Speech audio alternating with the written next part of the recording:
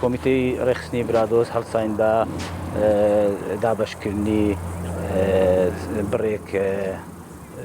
دەخل و جۆ بۆ دەڤەری برادۆز بۆ گوندی شیانێ کە ماوەیەکی زۆرە ماوەی 3 ساڵ زیاترە لەلایەن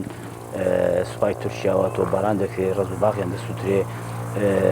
پوشە پاوانیان دەسووترێت کە ناتوانن مەڕوو ماڵاتەکانیان وەکو پێویست بەخێو بکەن بۆ ئێمە داوامان کردووە بۆ زۆر سوپاس بۆ بەڕێزان هاوسەرۆکانی یەکێتی نیشتیمانی کوردستان و مەکتەبی دارایی گشتی و سوپاس بۆ ئەو خەڵکانێک کە هاوکاریان کردی بە تایبەتی مەڵبەندی شەشی سۆران کە توانیمان ئەو بڕە پێویستە کە کۆمەک کە لە یەکێتی نیشتیمانی کوردستانەوە